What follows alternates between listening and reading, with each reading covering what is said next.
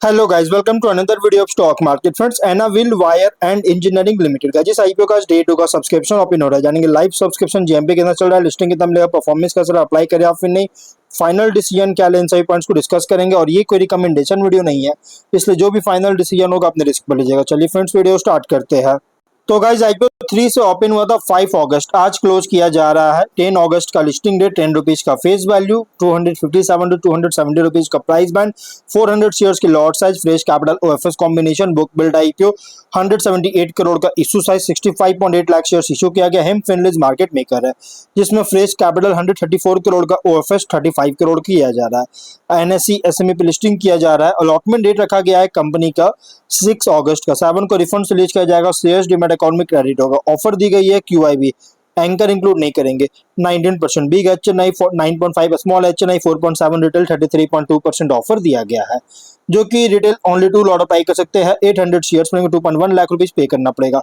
Small HNI minimum 3 lot apply कर सकते हैं, जो कि लगभग 3.2 लाख रुपीज पे करना पड़ेगा। मैक्सिमम की बात करें तो 9 लॉट अप्लाई कर सकते हैं, 9.7 लाख रुपीज पे करना पड़ेगा। Big HNI minimum 10 lot apply कर सकते हैं, 10.8 लाख रुपीज पे करना पड़ेगा। मैक्सिमम कोई लिमिट नहीं है, लेकिन अगर 5 टाइम सब्सक्राइब होता है स्मॉल एचएनआई बिग एचएनआई, तो आपको मिनिमम लॉट होगा। जैसे small HNI only 3 lot, big HNI only 10 lot allotment किया जाएगा अगर 5 टाइम सब्सक्राइब होता है। तो एंकर से 50.6 करोड़ का फंड रेज कर चुका है, लेकिन अगर सब्सक्रिप्शन की बात करें तो डे 1 सब्सक्रिप्शन अगर देखा जाए तो गाइस जिसमें ओवर सब्सक्राइब है, जो कि क्यूआईबी 7.1 टाइम सब्सक्राइब किया, 12.5 लाख शेयर्स ऑफर था, 88.7 लाख शेयर्स बीट किया, 239 करोड़ का 3 एप्लीकेशन सबमिट हुआ। HNI 2.8 time subscribe, 1051 application submit हुआ, जिसमें से big HNI 2.5 time subscription, 6.2 lakh shares offer था, 15.7 लाख शेयर्स बीट किया, 42 करोड़ का। स्मॉल एचएनआई 3.4 टाइम सब्सक्राइब है, 3.1 लाख शेयर्स ऑफर था, 10.6 लाख शेयर्स बीट किया, 28 करोड़ का। रिटेल 4.2 टाइम सब्सक्राइब है, 21.9 लाख शेयर्स ऑफर था, 93.3 लाख शेयर्स बीट किया, 252 करोड़ का। 11,667 एप्लीकेशन सबमिट हुआ है। टोटल 4.7 टाइम सब्सक्रिप्शन, जो कि बहुत ही ओवर सब्सक्राइब देखने को मिला है डे 1 में।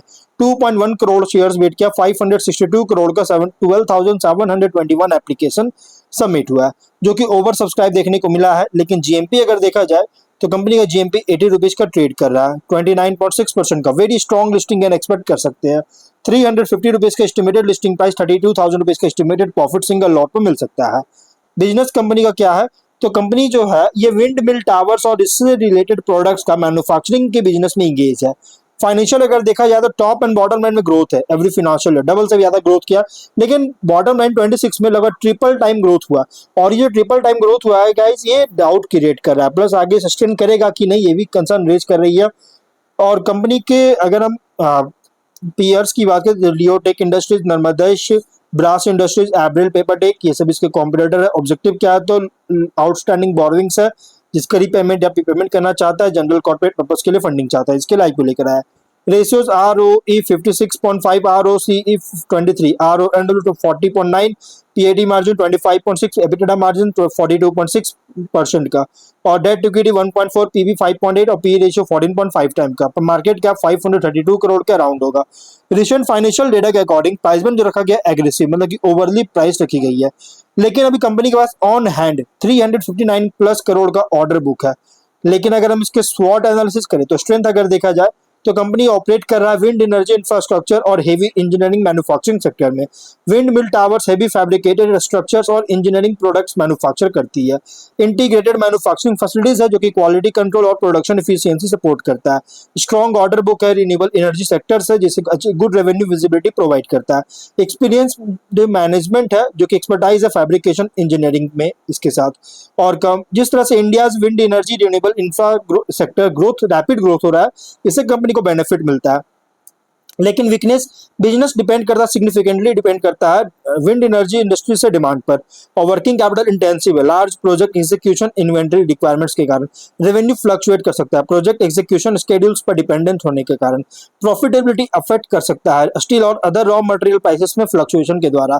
बिजनेस में जो कैपेसिटी मैन्युफैक्चरिंग कैपेसिटी और टेक्नोलॉजी में लगातार इन्वेस्टमेंट जरूरत पड़ेगा बिजनेस के लिए। और अपॉर्चुनिटीज की बात करें तो डिमांड ग्रो कर रही है विंड एनर्जी, इंफ्रा और रिन्यूएबल पावर्स प्रोजेक्ट्स के लिए। और एक्सपेंशन हो रहा है हेवी इंजीनियरिंग और इंडस्ट्रियल फैब्रिकेशंस में, जिससे रेवेन्यू डाइवर्सिफाई कर सकता है। गवर्नमेंट सपोर्ट है इन रिन्यूएबल एनर्जी के लिए, जिससे long term growth opportunities create करता है। एक्सपोर्ट इंक्रीज हो रहा है, जिससे रेवेन्यू डाइवर्सिफिकेशन स्ट्रेंथन कर सकती है। कैपेसिटी एक्सपेंशन, जिससे ऑपरेशनल एफिशिएंसी और इकोनॉमीज ऑफ स्केल इंप्रूव कर सकता है। लेकिन थ्रेट अगर देखा जाए तो strong competition, established wind tower और फैब्रिकेशन कंपनी से। रिन्यूएबल एनर्जी प्रोजेक्ट्स में डिले होता है तो रेवेन्यू अफेक्ट कर सकता है। स्टील प्राइस में वोलेटिलिटी ऑपरेटिंग मार्जिन इंपैक्ट कर सकता है। Supply chain disruption production schedules को अफेक्ट कर सकता है। और रिन्यूएबल एनर्जी पॉलिसीज में कोई भी बदलाव होता है तो फ्यूचर प्रोजेक्ट इन्फ्लोज को इन्फ्लुएंस कर सकता है। Peer context, large wind infra manufacturer के कंपैरिजन में कंपनी ऑपरेट कर as a specialised manufacturer wind mill towers, heavy fabricated engineering products के लिए। और कंपनी compete करता है manufacturing capability, engineering expertise, execution quality, customer relationship पर। इन्वेस्टर के लिए आईपीओ प्रेजेंट करा है renewable energy, infrastructure and heavy engineering sector पे, जहां लॉन्ग टर्म ग्रोथ डिपेंड करता है order book expansion, execution efficiency, capacity utilisation और विंड एनर्जी में लगातार इन्वेस्टमेंट पर। और लिस्टिंग स्ट्रेटजी, लिस्टिंग लगा सब्सक्रिप्शन डिमांड स्ट्रॉन्ग होता है रिटेल, एचएनआई, क्यूआईबी हर एक कैटेगरीज में, तो कंसीडर कर सकते हैं। लेकिन साथ में जीएमपी और सब्सक्रिप्शन ट्रेंड मॉनिटर कीजिए इशू क्लोज से पहले। लॉन्ग टर्म के लिए उन इन्वेस्टर के लिए सुटेबल जिनका पॉजिटिव आउटलुक है रिन्यूएबल एनर्जी, इंफ्रास्ट्रक्चर और हेवी इंजीनियरिंग पर। लेकिन साथ में लिस्टिंग के बाद कुछ पॉइंट्स को रेगुलर ट्रैक करना है, order book growth, capacity utilisation, customer diversification, operating margin, profitability आपको ट्रैक करते रहना होगा। Strategy verdict, listing subscription demand GMP supportive होता है तो कंसीडर कर सकते हैं। लेकिन लॉन्ग टर्म के लिए गाइस उन इन्वेस्टर के लिए सुटेबल है जिनका लॉन्ग टर्म व्यू है renewable energy, infrastructure, engineering, manufacturing पर। तो ओवरऑल अगर देखा जाए ना फाइनली तो आईपीओ जो ना medium to long term IPO से जो भी फाइनल डिसीजन लीजिएगा अपने रिस्क पर लीजिएगा, ये कोई रिकमेंडेशन वीडियो नहीं है।